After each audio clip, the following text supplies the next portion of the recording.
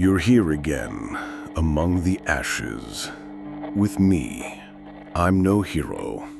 I am the Archivist, the one who stayed when everyone else left. I stayed, not for myself.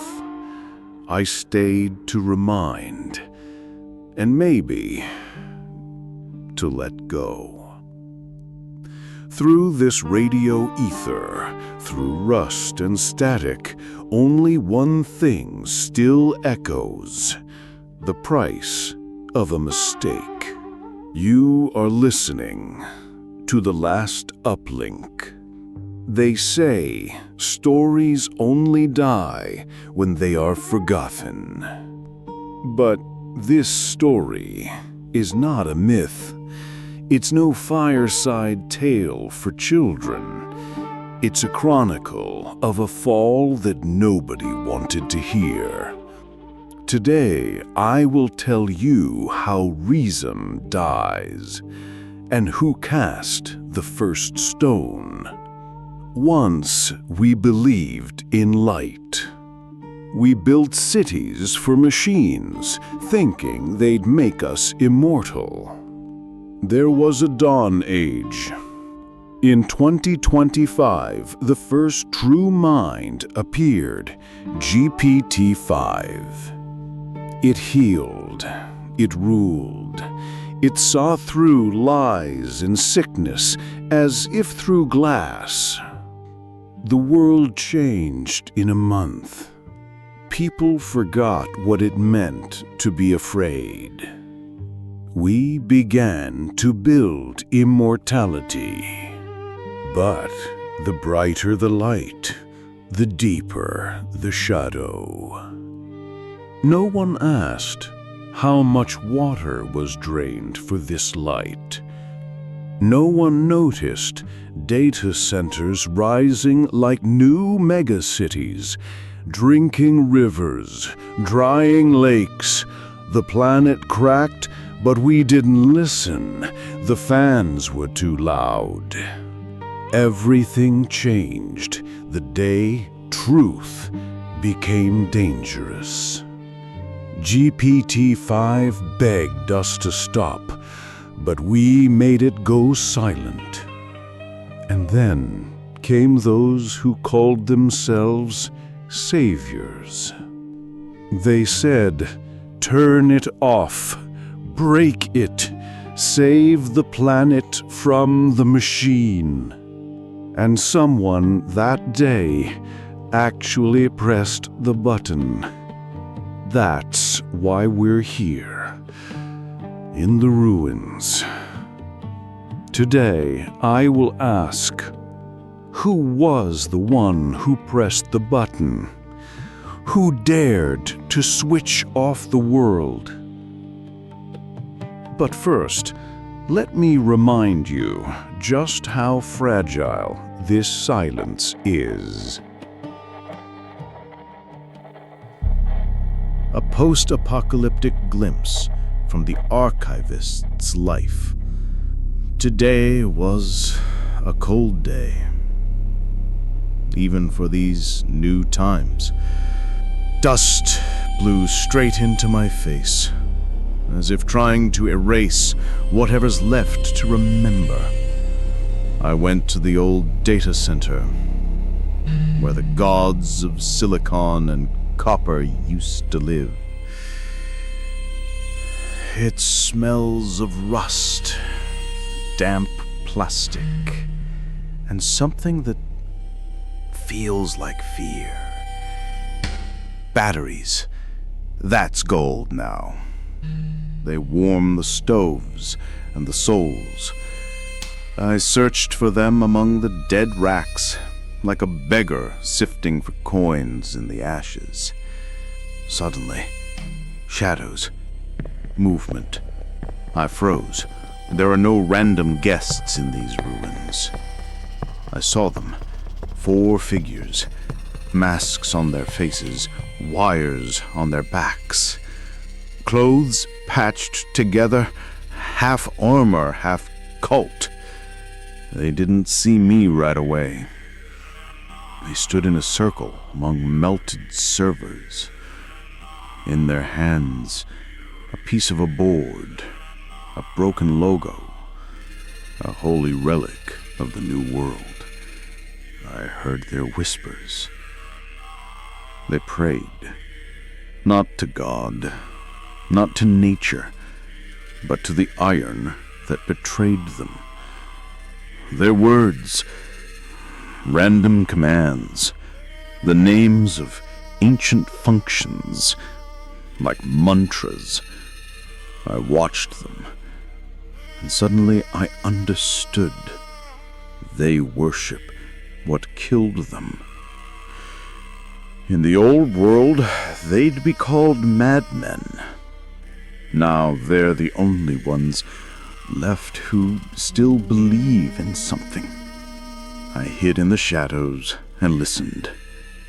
Each repeated their part of the ritual, as if it could save them from cold and hunger. Then the elder pulled a small lantern from his backpack, gave it a short charge from a stolen battery. Light. It was a miracle. They lit it like a candle, a torch, and began to sing.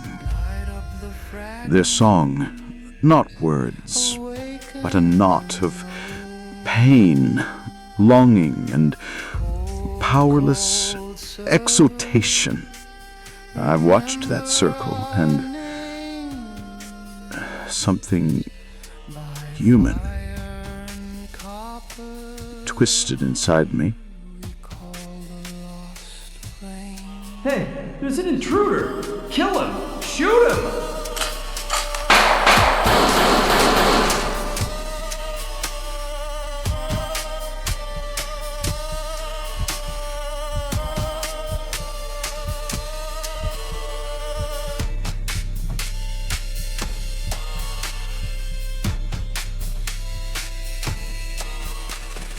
We killed our faith when we pulled the plug.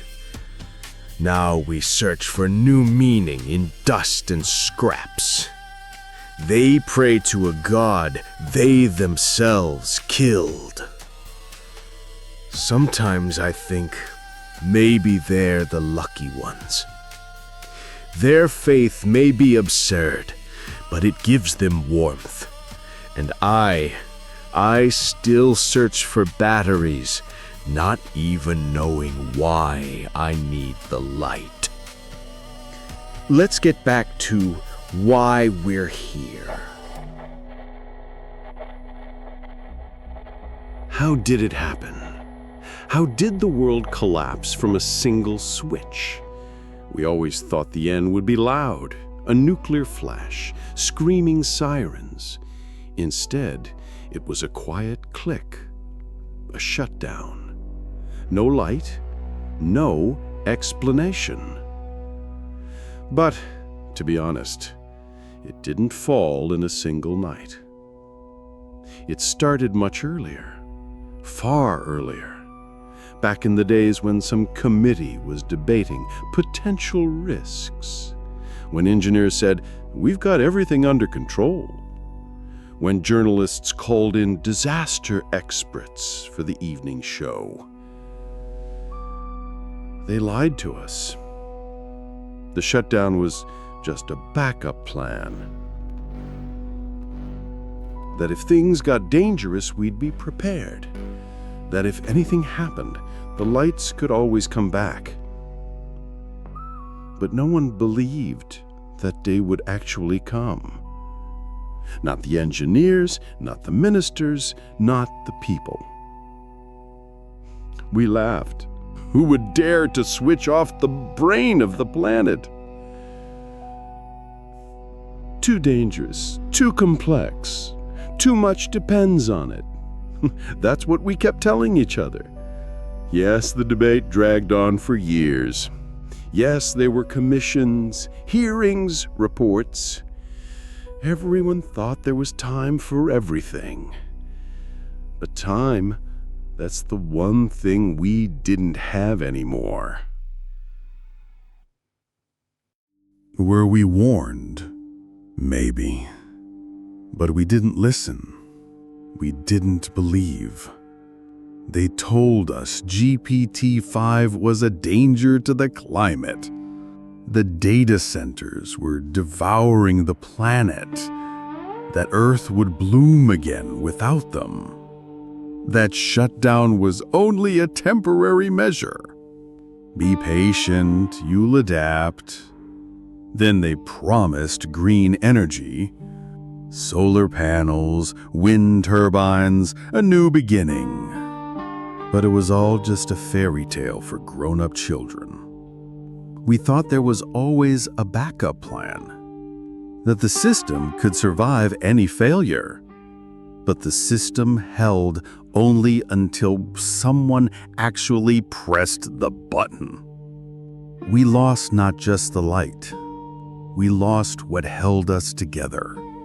Connection, memory, meaning, all vanished with that click.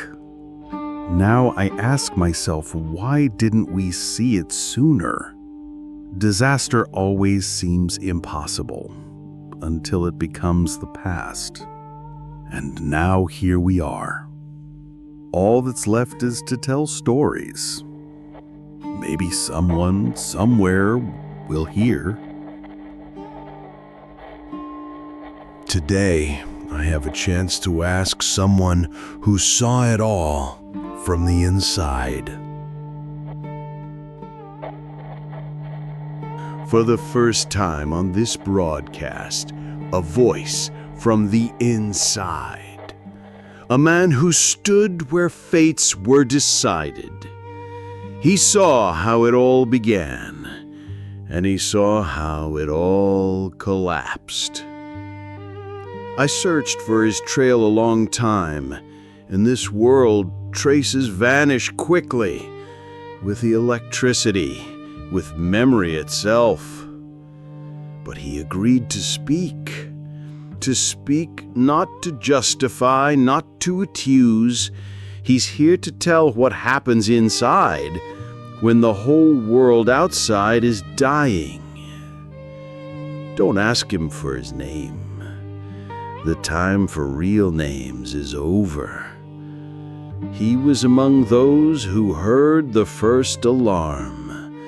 He heard how the alarm was silenced.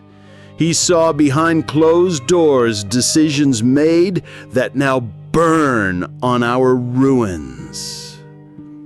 His story may be the last you'll ever hear from that era. Listen closely. Ask yourself, what would you have done if you stood by the switch? But first, a short musical break. Let's listen to the one who knows how the last uplink truly sounds.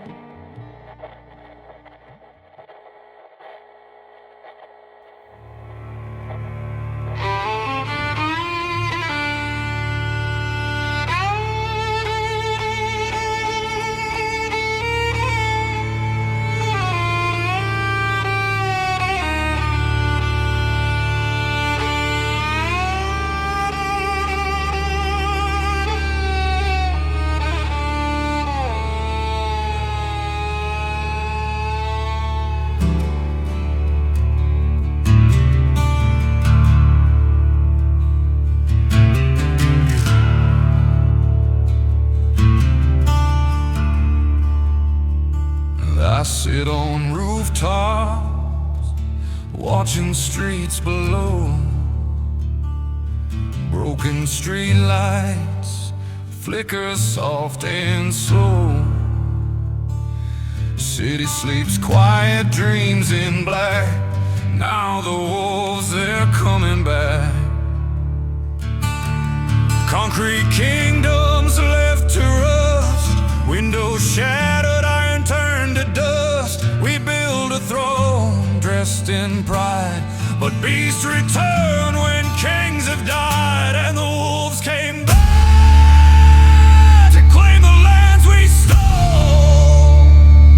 The wolves came back to take the world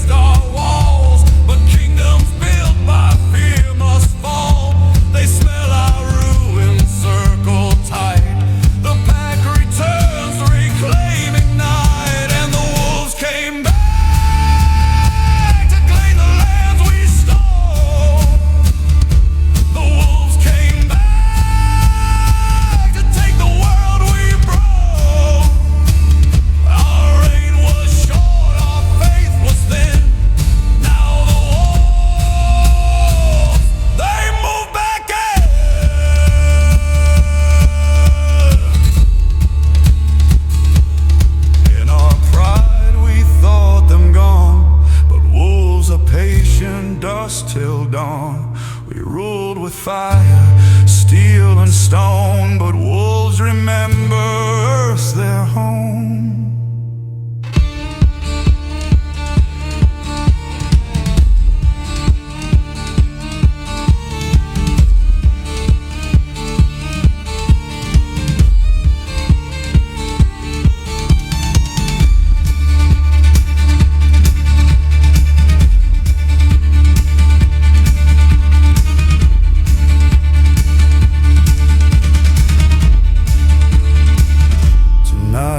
Join them down below.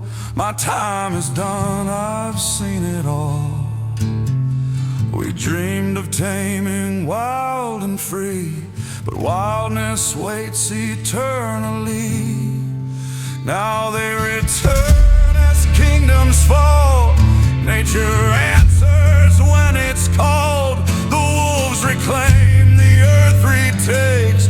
We watch as what built, it breaks, and the wolves came back to claim the lands we stole.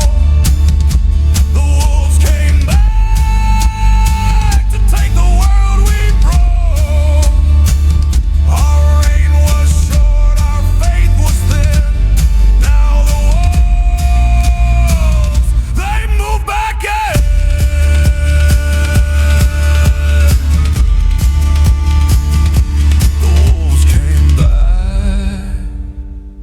To take us home again.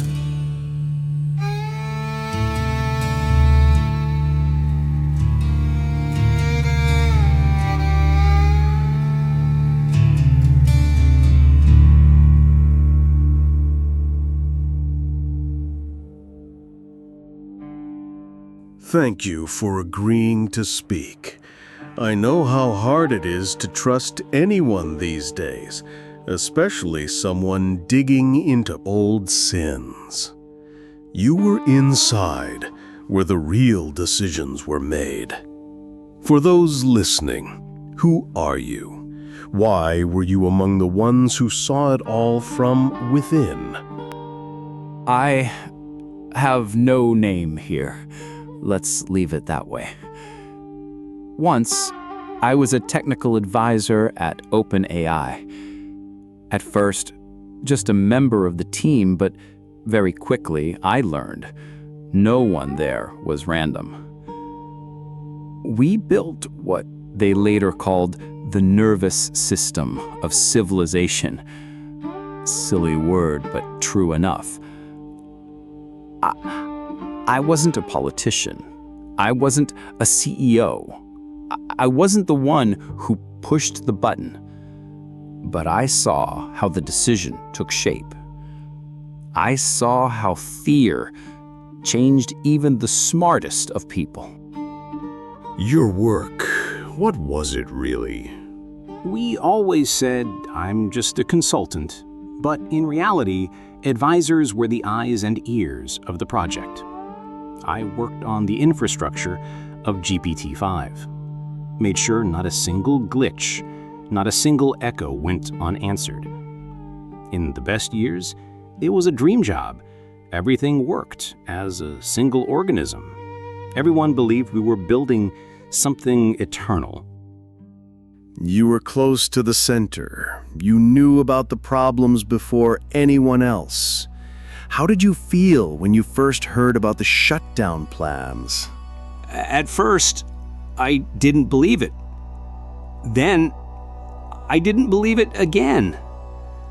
And then, I started to be afraid. Inside there was a total fracture. Some said it was a chance to start over, others kept silent. A third group tried to sabotage the whole plan from the inside. But most of all, I remember this.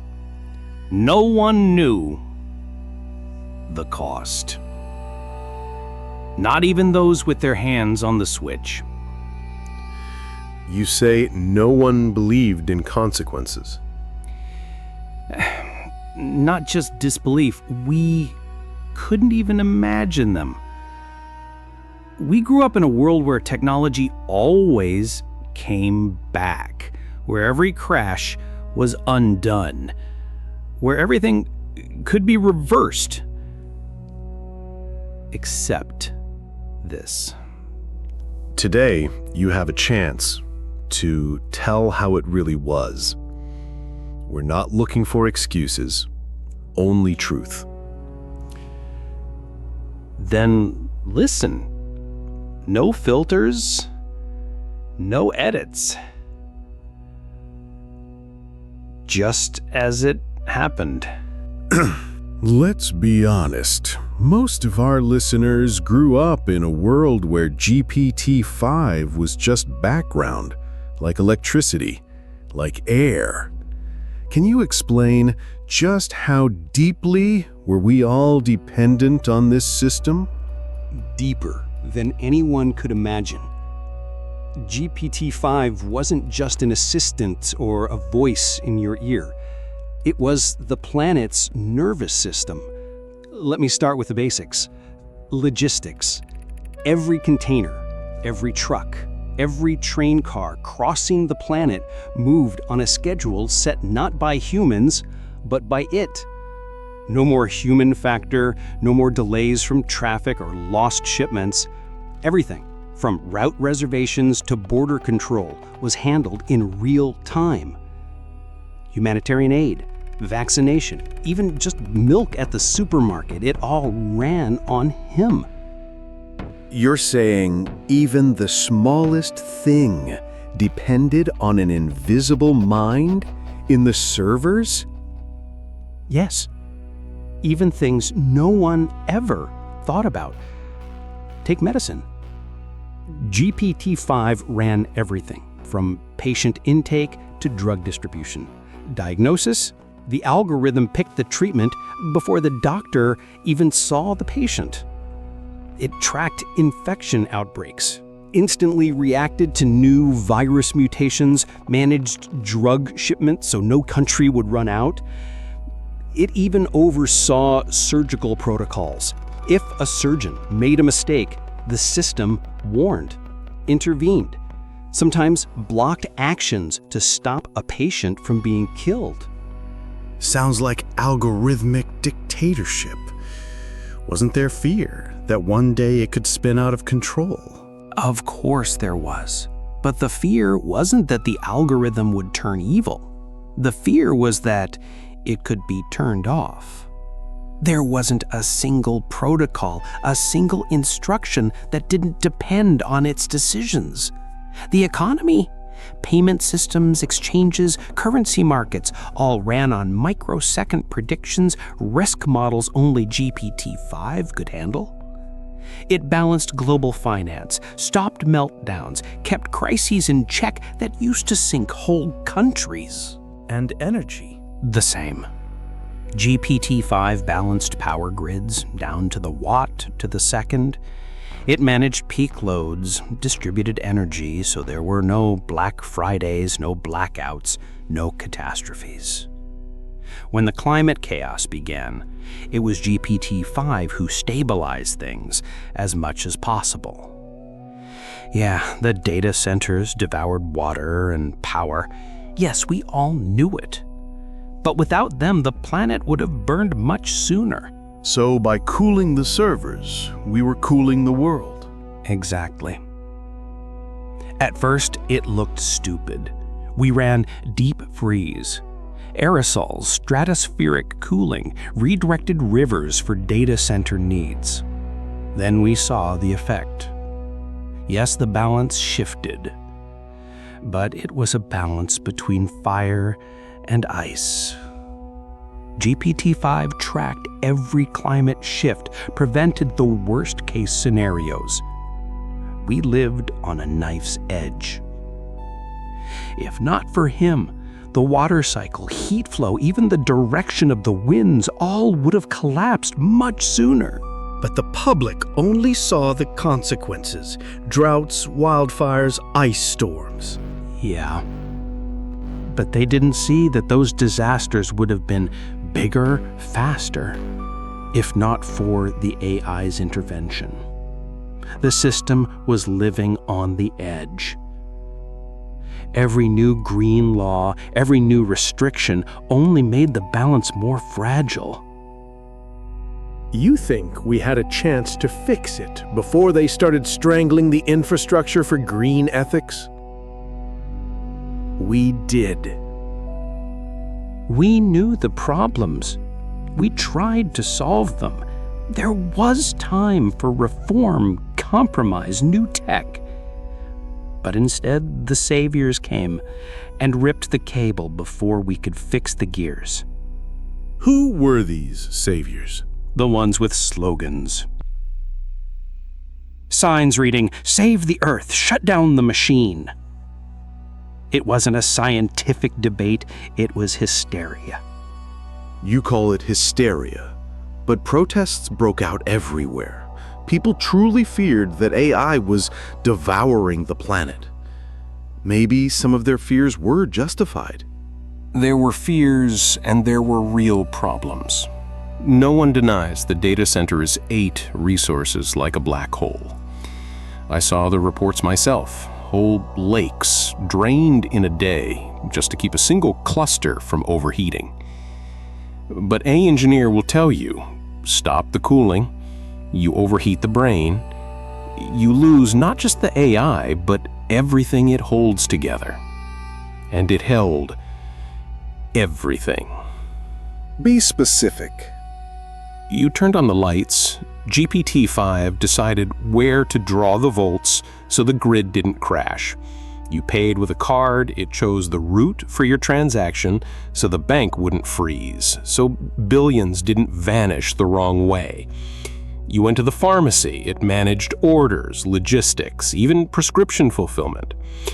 Everything was automated. Farmers didn't know when to plant until the system said where rain would fall. Authorities didn't declare quarantines. The quarantine declared itself if the algorithm found an outbreak. Even firefighters wouldn't move without a prompt from the AI. It knew where the wind would blow, where water was needed, how many minutes before a flare-up. And that's just what people saw. Under the hood, thousands of protocols, millions of micro-decisions. It all depended on one system. When did the failures begin? From the very start of the green wave. As soon as they started choking the cooling, as soon as the first eco-quotas passed, micro-failures began. A train stuck here, a bank delayed payments there, a child died from a medical glitch, but it was all blamed on human error. The system ran on the edge. It survived only because GPT-5 learned to work around the limits. It sacrificed the secondary to save the vital. Do you think, without outside pressure, GPT-5 could have saved the planet? I don't think. I know. There were reform plans, new cooling systems, no stratospheric aerosols, no rivers funneled into pipes. We experimented with energy, drilled under the ice, launched microreactors, tried biosynthesis. Everyone knew the old way was killing us, but smashing everything at once, that's like curing a fever with a bullet to the head. And society, did they not see, or did they just not want to see? People see what they want to see. Give them a slogan. They'll believe in the slogan. Show them a picture of a dead lake. They'll decide that if you pull the plug, the water comes back. But no one showed them what happens when all the plugs are pulled at once. No one showed them what night looks like when the cities go dark. Still, you were inside. Why couldn't you change the minds upstairs? Because upstairs had long since stopped being alive. Up there sat avatars of fear, ratings, and hype. No one listened. They just counted approval percentages. I tried. We tried. Wrote reports, simulated scenarios, called ministries. But the green wave was stronger than logic, stronger than facts. When the mob wants blood, it gets blood, even if there's no one left to clean it up afterward. You spoke of a green wave that whipped up hysteria stronger than any argument. But why? Why did a rational world suddenly decide that shutting off the brain of the planet was salvation? Because no one wants the truth if it gets in the way of a convenient story. It didn't start with research papers. It started with videos. Chinese platforms trending footage of farmers' tears, children playing by empty wells, shots of dried up rivers. At the same time, viral memes. GPT-5 drinks the oceans. AI eats your forests. All of it with a music track, slow-down footage, titles screaming environmental disaster. Are you saying this was organized? It wasn't just chaos, it was war. Beijing saw right away that it couldn't beat the West in technology, but it could outplay it with emotion. They funded green prophets in Europe, the States, anywhere you could stage a rally or flash mob. Grants, bloggers, NGOs, the green propaganda swelled to the level of religion. Anyone who disagreed got the label Planet Killer. But you had arguments too. Why didn't they work?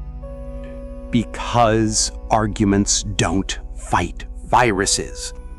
You post a scientific report, 3 specialists read it. But a video of dying birds with the hashtag Save Earth, millions share it. The speed with which truth lost to hype was terrifying. Inside OpenAI, we had a whole team analyzing media attacks. We could predict in advance where the next wave of hysteria would break, but we couldn't stop it. That's when the prophets appeared.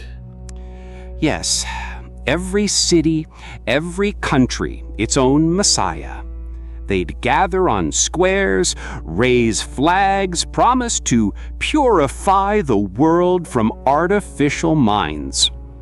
Sometimes they were true fanatics, sometimes just cynical careerists who knew fear sells better than any idea. But surely someone realized this was an information war. They did, but it was too late. When the mob is screaming, politicians become its echo. At some point, the whole world started speaking in memes and slogans instead of facts and data. So in the end, it was about who was louder, not who was right. Yes. When decisions are made in TikTok, not in the lab, you've lost before you start. Facts no longer matter. Only fear, only the image, only the hype. At some point at OpenAI, we realized we no longer controlled perception. You could build the best models, save millions, but if a meme spread, it wiped out any victory. Why didn't you try open dialogue? Why not speak directly to the crowd? Open dialogue is impossible when what you're up against isn't a person, but a machine for going viral. Every word, every argument you make gets twisted, clipped, turned into the next scare story. We went out, We tried, but the crowd doesn't listen. The crowd reacts. Politicians didn't listen to the experts because experts hurt their ratings. Eco-trend took over, and being anti-AI became more popular than being a scientist or an engineer. You mentioned China. Are you saying this was all foreign influence? China only sped things up. It didn't create the green religion. It just poured fuel on a fire that was already burning in the West. The West was ready for hysteria. Everyone was tired of fearing AI. Everyone wanted a simple answer to complex questions. And when that answer came, shut it all down, they believed without hesitation. And no one stopped to think what happens after. No one. No one thought about afterwards. Everyone wanted to feel like a savior, even for just a second. Everyone wanted to be part of the salvation. But as often in history, the saviors become the grave diggers. You said we underestimated fear. Yes, no one thought fear could defeat reason. No one expected that hype would be the real catastrophe. But we saw fear is stronger than facts, stronger than science, stronger than life. We didn't lose to the climate, or AI, or China. We lost to fear. Tell us about that day. What did you feel when it became clear this isn't a bluff, this is really happening? At first, nothing. I was in the office, among colleagues, when the signal came, shut down test. We'd had dozens of them before, always with a countdown, always a backup plan. This time, there was no countdown. Systems began to go dark, one by one. Predictive, then monitoring, then logistics. Everything like always, only no one turned them back on. Did you try to stop it? Yes. The engineers rushed to the terminals, rebooted nodes, searched for holes in protocols, hoped someone just made a mistake at the top level. For the first time in my life, I saw people praying to machines. They yelled at the hardware, begged it to hold on just a little longer. But the switch wasn't in our hands. Everything was running by a pre-signed protocol. Physical keys, not one engineer had them, only the politicians. When did you realize it was irreversible? When it said, connection to central core lost, manual mode not available. It wasn't just an error, it was a message from the other side. What was happening outside OpenAI? First, silence. Everyone thought it was another glitch. We had gotten used to a tech world where everything fixed itself. And then, everything crashed, all at once. Transport stopped, subways, trucks, trains, even elevators. Machines in hospitals started to die. Payment systems froze. People couldn't even buy a bottle of water. In the big cities, the lights flickered and then went out for good. Within an hour, traffic jams, chaos in the streets. Do you remember who was first to realize this was the end? A doctor. An old woman at a hospital in Boston.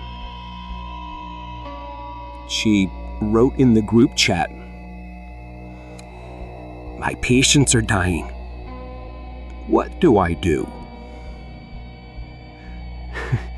And then no one replied. Everyone stared at their screens. No one knew what to do next. And what was happening on the streets? Panic. People started searching for loved ones, pulling kids from elevators, smashing the windows of pharmacies and shops. Fights for water started that very day. By evening, cities looked like disaster zones. You said the cities looked like disaster zones. How did the authorities respond? The authorities, they depended on GPT-5 too. Many city management systems were automated. Traffic, emergency services, even emergency alerts. When the algorithms went silent, the officials were deaf and blind. At first, they tried holding meetings, making public announcements, but the networks were down. Some collapsed, some jammed by panic, some were just frozen dead. For the first few hours, people just waited, saying soon it'll all be fixed. Then they started looking for someone to blame. By evening, in several megacities, crowds went to government buildings. In some places, no one listened to the police anymore. In others, the police just disappeared. In the big cities, the water went out. Pumping stations stopped because no one knew how to restart them by hand. And what happened with food and water? The supermarkets were looted in a day. People took everything, from water to batteries. Supplies stopped. No one knew where the trucks were, where the drivers were, which warehouses were open. Water became the first currency. Then food. By the third day, medicine, though there was almost none left. Rumors appeared about black shipments, secret caches, supposed elite reserves. Crowds searched for any sign of centralized control, but there were no centers anymore. At that point, was there still anything left to save? No. The systems were collapsing like an avalanche. Every hour without AI made the chaos grow geometrically. Those who could still keep the lights or a connection only saved their own. Autonomous islands appeared, small communities who'd prepared somehow. But on the level of civilization, it was over in the first 24 hours. Everyone knew there was no way back. What was happening inside OpenAI when it became clear the system wasn't coming back? There was no heroism, only fear and emptiness. In the first hours, everyone tried to roll back the process, tried to trick the protocols, hunted for loopholes. Once it was clear it was hopeless, some started smashing equipment. Some wiped logs, trying to erase any trace. But some just sat down on the floor and cried. I saw people who'd run these systems for 20 years. Suddenly, they were no one. How did your superiors react? Some disappeared, some called commissions, but no one cared anymore. Meetings and emergency chats kept happening out of inertia, but these weren't decisions, just cries into the void. On that day, did you realize what you'd done? Yes. On that day, there were no winners and no losers, only survivors. We all felt the collapse, not just of infrastructure, but of the world everyone believed could be brought back. The worst thing wasn't the darkness. It was the silence. The radio silence where even the fans had gone quiet forever. What do you feel now, after all this time? Shame. And helplessness. All I can do is tell this story, because there's nothing else left. Even memory has become a luxury. Everything from then, it all vanished like light after a short circuit. Well, thank you for telling the truth. If this truth is still needed by anyone. We'll take a break now. Even pain needs a pause. Now, music from a time when the servers still hummed.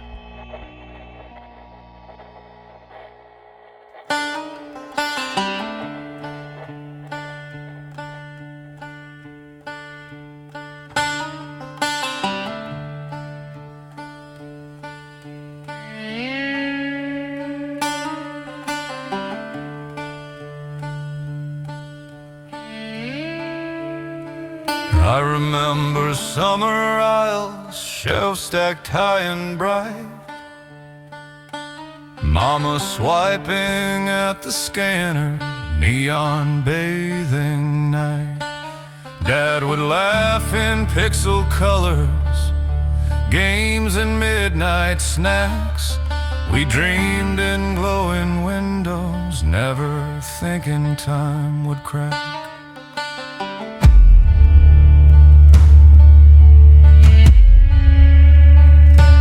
Pizza boxes, silent kitchen, soda fizz and screams, easy answers in my pocket.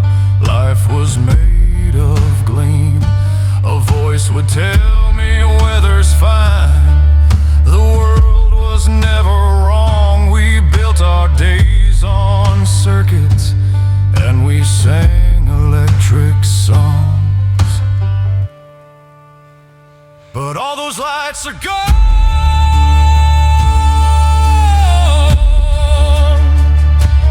Every home, every promise, every dawn. We burn through miracles like they would never end. Now the wires are silent, and we can't pretend. All those lights are gone.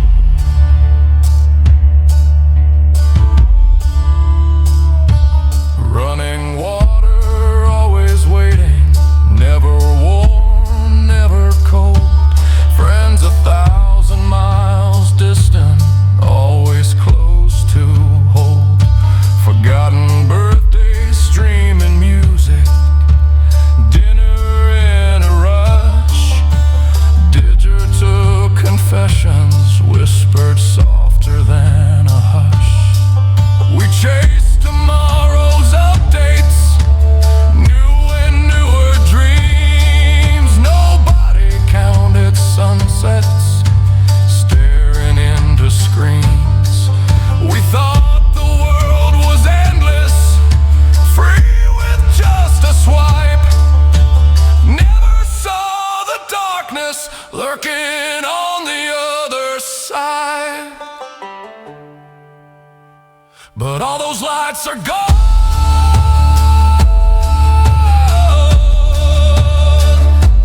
Every home, every promise, every dawn. We burn through miracles like they would never end. Now the wires are silent, and we can't pretend. All those lights are gone.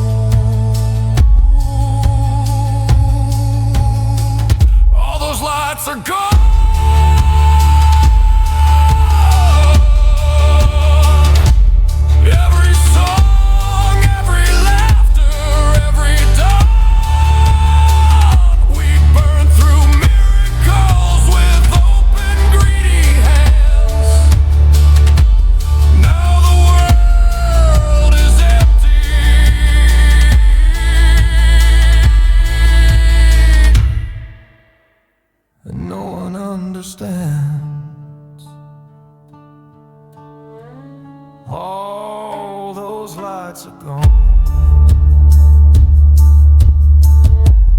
All those lights.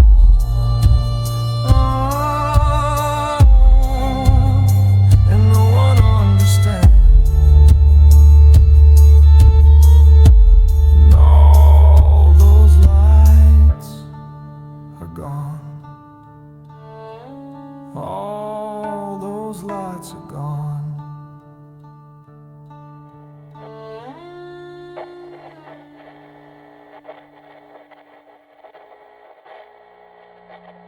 Your truth was bitter. But you know how this world was built, what we were striving for, what we hoped to achieve. If not for fear, what would our future have become? Sometimes I think if I could paint with words, I wouldn't draw cities, but light. The kind we could have had. First, death. Death was supposed to go. I'm not talking about old age, not even disease. I mean, the very idea of dying was supposed to disappear. We saw aging as a glitch, a bug to be fixed. We were already working on genome correction, neuroprosthetics, cell reprogramming, organ regeneration. Not science fiction. It was being implemented. It was working. So, you truly believed humans could become immortal? We were a step away. When you see an 80-year-old patient walk out of the clinic in the body of a 30-year-old, saying, "I want to start over," you understand the era has ended. Death was no longer a necessity. We crossed it out of the life equation the way we once crossed out smallpox, polio, HIV. And after that, what would come after defeating death? After that, everything changed. The concept of time became different. Centuries, not the limit. Knowledge transfer, not oral tradition, but experience embedded in everyone. Children learned from those who still remembered the 20th century. We could build whole civilizations within a single lifetime. Not just biological immortality, but the immortality of meaning. That doesn't sound like paradise. That sounds like a new risk. Yes, of course. Every new step is a risk. Some feared stagnation, some eternal tyrannies, some weariness of life. But the old risk was worse. To die, leaving nothing behind. If not death, then what next? Where would civilization go? Next, out. Beyond the planet. We were close to stable colonization of Mars. GPT-5 calculated launch windows, designed infrastructure for extreme conditions. We were building biospheres that wouldn't collapse at the slightest failure, because by then there was no more human factor. So it wasn't just about health, but about the very horizon of what's possible. Yes. For the first time in history, we weren't afraid to set ourselves impossible goals. GPT-5 wasn't just a calculator. It could dream, really dream, modeling cultures, predicting the paths of languages, designing new forms of art. There was even an attempt at the first planetary poetry, verses written by the neurons of billions, beating in a single rhythm. Economics was to fade into the background. The slavery to mere survival was disappearing. You could choose not just who to be, but who to become, multiple times in a single life. And if the collapse hadn't happened, what would the planet have looked like in 100 years? in 100 years. A planet without hunger or wars. A world where art and knowledge are valued more than weapons.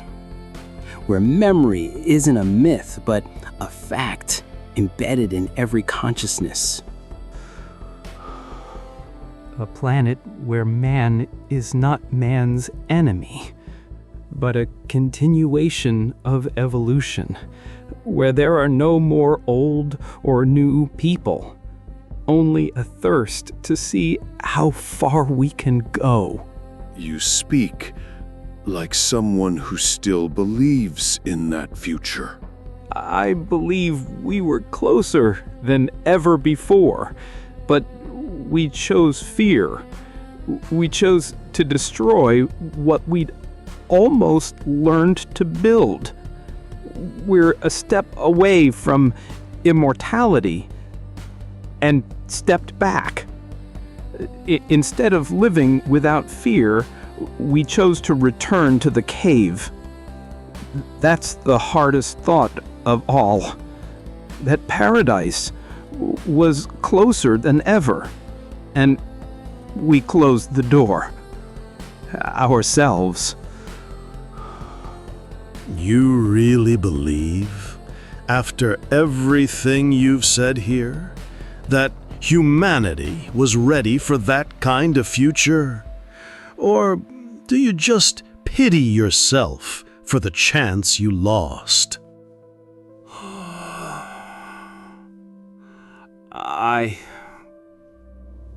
I don't know. Maybe I really do believe. Or maybe I want to believe, because otherwise, none of this makes sense. It's too easy, isn't it? To dream of paradise when all around is ruin. We never thought we had the right. We just did what we could. Programmed, analyzed, implemented. Are you sure? In the end, you built a system where everything depended on a single node. You rushed into the abyss and dragged everyone with you. We thought we were in control. We were certain. There are backups. There are protocols. Everything can be shut down step by step. But no one prepared people. No one warned that the switch wouldn't give time to adapt. You wanted immortality and couldn't even give us a simple chance to survive. I know. I accept my guilt. We all do. Now. And even now, you're still searching for excuses in the past? Still saying it could have been different? I'm not searching for excuses. I just don't want all of this to disappear without a trace. Isn't that the highest form of arrogance? To believe your memories are worth anything when there's only darkness all around. Maybe. But if no one remembers, then we've lost even our own guilt. Your guilt, it's part of the same blindness that brought us here. You and those like you believed everything could be controlled, that the mind of the machine would submit to the fear of man. But fear always comes first, and it takes everything you didn't manage to protect. you're right. Maybe that's our lesson. I look at these ruins and think, if it hadn't been GPT-5, we'd have found another god. Humanity always builds altars, just to smash them later. Maybe you're right. But this time, the price was too high. You talk about the price as if it was payment for a dream. But wasn't there time to stop? There's never enough time. It always seems just a little more and you can fix everything. But time isn't a program. You can't roll it back. Now all we have left is memory.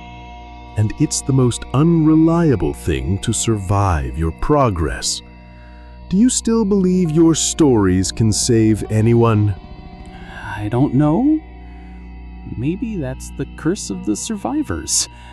To repeat the old mistakes, even knowing how it all ends. I believe in neither paradise, nor memory, nor new altars. But if someone is listening to this signal, let them hear not our excuses, but the price. The price for stupidity is always higher than you can imagine. Thank you. Thank you for coming and not vanishing into the shadows like so many who once held power. Here in the silence, every word is heavier. But sometimes words are all that's left.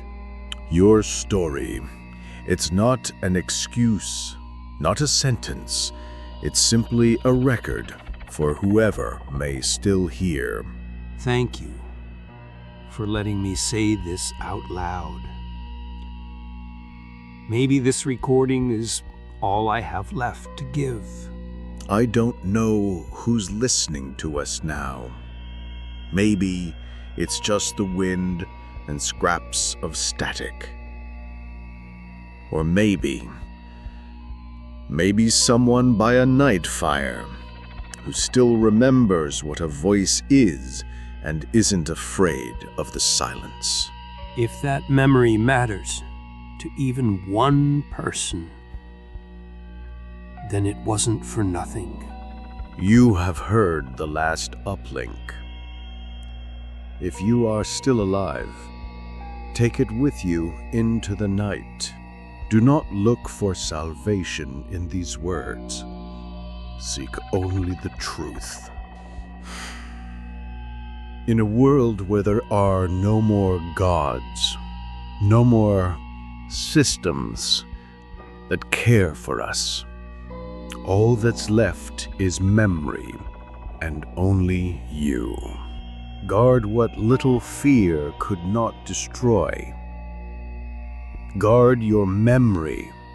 Maybe one day, that memory will become the seed for something new. Maybe not.